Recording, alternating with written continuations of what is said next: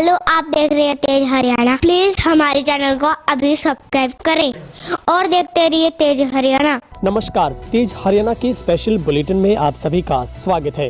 इस वक्त की बड़ी अपडेट देंगे बड़ौदा उपचुनाव को लेकर, जहां पर पूरे हरियाणा की नजरें इस होने वाले उपचुनाव पर टिकी है। तो वहीं पर बड़ौदा में कांग्रेस के 28 और भाजपा के 25 नेता चुनाव लड़ने के इच्छुक हैं। वहीं पर जाट और नॉन जाट के फेर में बीजेपी फंसी हुई है, जहां पर कोई भी अभी तक निर्णय वो नहीं लिया जा सका। भाजपा चुनाव समिति की बैठक 1.5 घंटा चली, उम्मीदवारों पर चर्चा हुई और सीएम धनखड़ पर अब पूरा फैसला है वो छोड़ दिया गया है। भाजपा 13-14 को अपनी इस टिकट की घोषणा कर सकती है। स्थानीय चेहरों को टिकट देने पर भी जोर रहेगा। बड़ौदा उपचुनाव में चुनाव लड़ने वालों की लाइन लंबी होती जा रही है। यूँ कहें कि एक बहुत बड़ी फहरिस्त है और मुश्किल में तमाम पार्टी के आलाकमान नेता हैं। कांग्रेस के 28 और भाजपा के 25 नेता चुनाव लड़ने की इच्छा जाहिर कर रहे हैं, जहां पर भाजपा चुनाव समिति की बैठक सोनीपत के सेक्टर 8 स्थित भाजपा कार्यालय में हुई। इसमें मुख्य तौर पर जाट बाहुल्य इलाके में जाट और नॉन जाट उम्मीदवार उतारने को लेकर काफी देर तक मंथन हुआ। अब भाजपा जाट चेहरा उतारने पर मंथन कर रही है, ऐसा हमारे सूत्र कह रहे हैं। समिति ने फैसला लिया है कि सीएम मनोहर लाल और भाजपा प्रदेशाध्यक्ष ओम प्रकाश धनखड़ अंतिम नामों पर चर्चा कर चुनाव समिति को दे सकते हैं। 13 या फिर 14 अक्टूबर को उम्मीदवार की घोषणा की संभावना जताई जा रही है।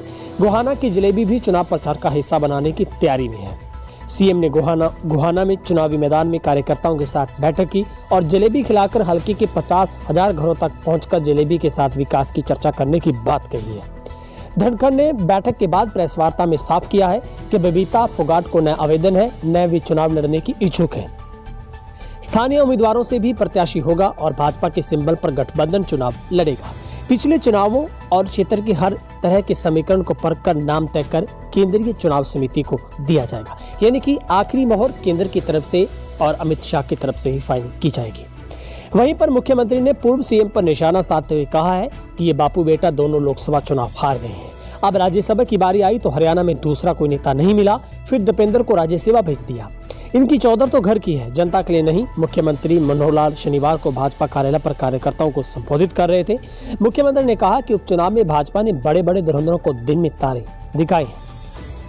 वहीं पर उन्होंने कहा है कि कोरोना के कारण चुनाव प्रचार अलग अलग तरह का होगा। 100 आदमियों से ज्यादा एकत्र नहीं हो सकेंगे। उन्होंने पंडाल में बैठे कार्यकर्ताओं की तरफ इशारा करते हुए कहा कि यहाँ पर ज्यादा है और यही नियम सब जगह फॉलो होगा। यानी अब बड़ौदा में होने वाले इस उपचुनाव को लेकर कांग्रेस और बीजेपी सबसे ज्यादा समंजस में है कि किस नेता को या फिर किस उस उम्मीदवार को चेहरा बनाया जाए ताकि इस जंग को जीता जा सके। मगर बड़ा सवाल है, आखिर बीजेपी जाट या फिर नॉन जाट का चेहरा लेकर इस चुनावी मैदान में आएगी और बहुत कुछ इस बार जनता के हाथ में है। सबसे बड़ी अपडेट आपको हम समय समय पर देते रहेंगे। फिलहाल बड़ौदा उपचुनाव पर सबसे बड़ी अपडेट में इतना ही। बहुत बहुत शुक्रिया। अगर आपने YouTube पर हमारे चैनल को अभी तक सब्सक्राइब नहीं किया, अभी इस वीडियो के ऊपर तेज हरियाणा के सामने रेड बटन, उसको क्लिक करें, सब्सक्राइब हो जाएगा। बहुत बहुत शुक्रिया।